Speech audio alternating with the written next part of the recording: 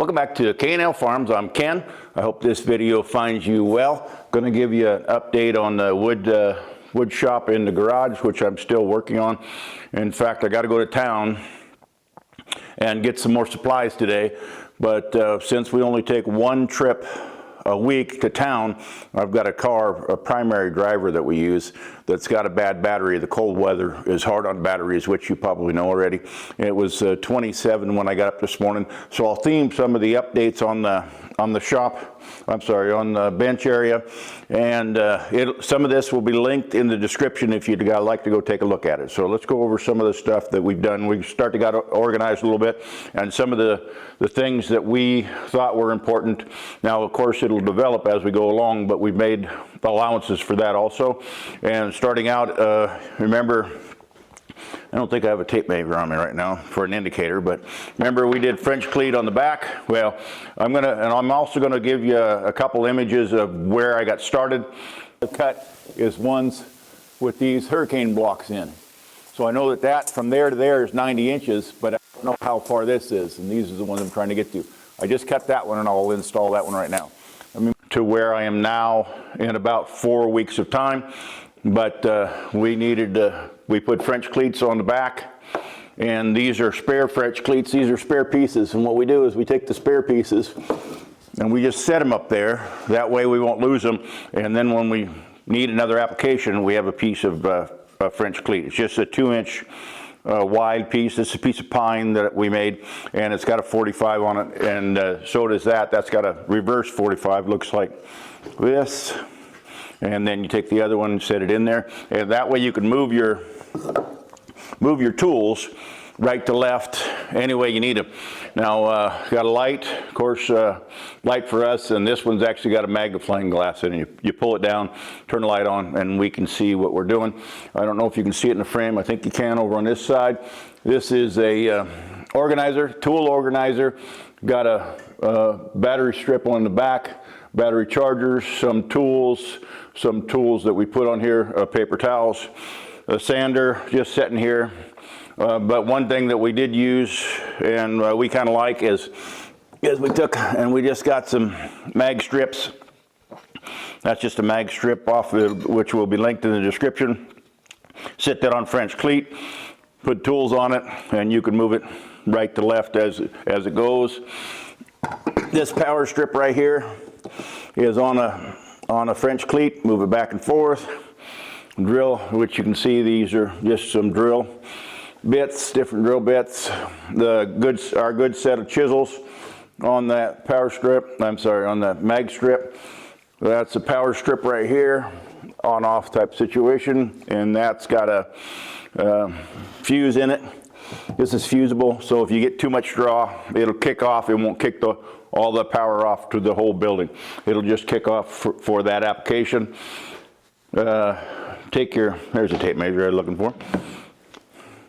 Take your application, because you're drawing too much through the strip, change whatever application, unplug what you got, like lights running, you got a heater on in there, and you're using the sander, it'll drop out, nothing else will drop out, just the strip. It says you're over amping it, and then you just pull the heater out, reset it, and try it again.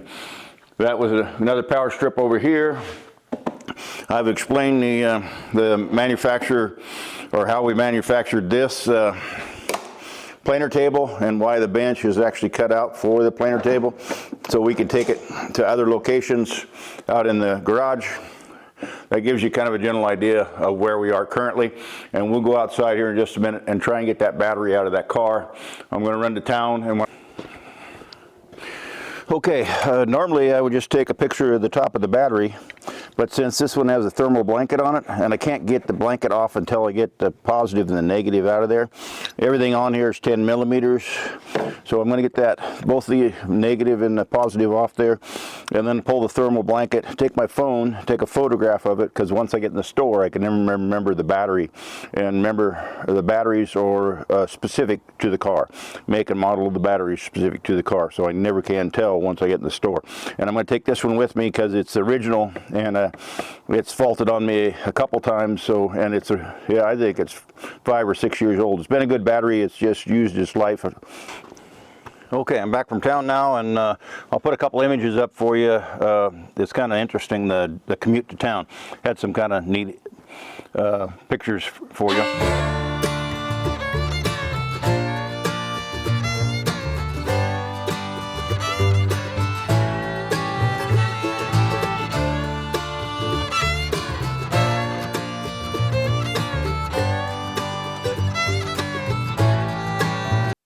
And then second thing that is most difficult after you get over the sticker price shock is in fact getting the battery back in here. But looks like I'm ready for that. And then once I get it back in here, remembering to put the thermal blanket back on. So let's try and get it back in the socket. And right now I keep it comes with insulators on it, and I keep the insulators on it until I'm ready to hook it up. But this one right here is probably going to be the problem, this neutral, or actually ground. Getting it out of the way enough and staying up there until you can get that in there.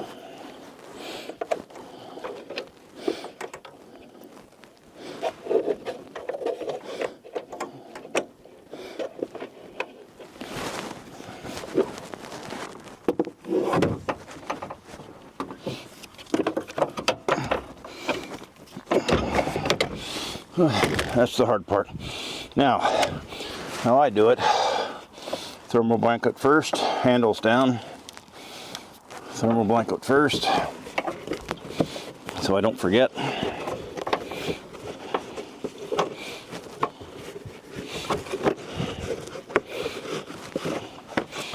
Down in place.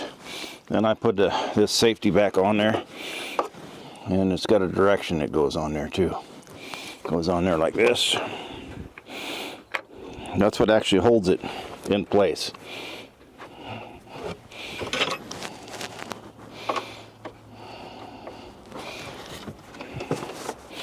And sometimes it's a pain in the butt to get in there.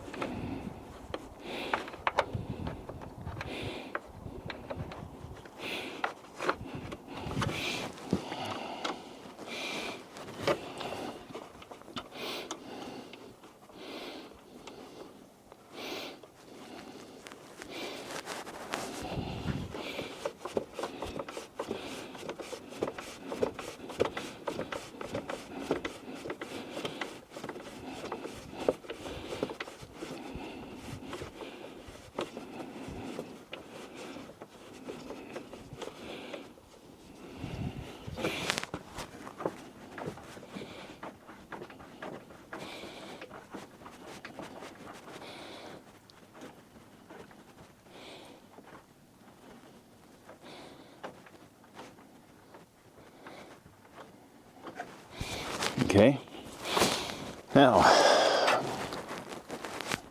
got to put that in my pocket so I don't drop it. And then I'm going to I had to unplug this clip right here and see how it goes back on there.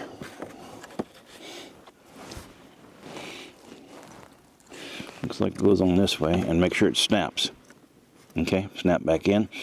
I'm going to leave that safety on there and not hook that ground up yet. I'm going to pull the safety off for the positive and get it connected. Get it down as far as I can and then tighten that back up.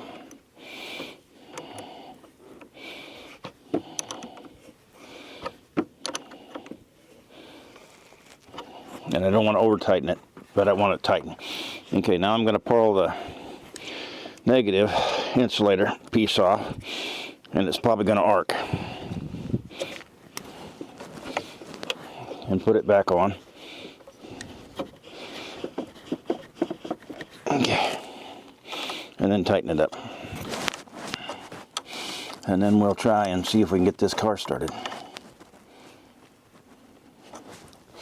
Okay, I'm going to put these in my pocket so I don't lose them.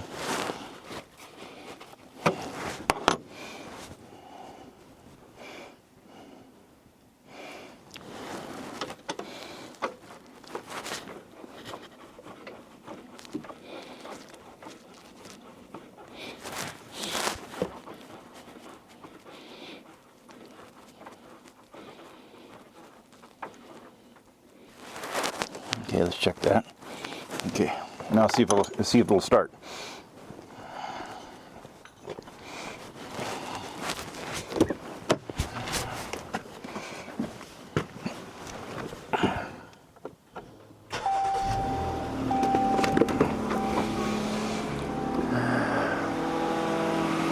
Okay, looks like it started, so that's another project down, and the reason I think I mentioned it, but this is the vehicle we use for snow. This morning 27 degrees, pretty good sheet of ice. We slid down the hill in the pickup. I would have much rather taken this vehicle, but it wouldn't start up for me, and I didn't want to get down the hill and then have the battery be bunged up. So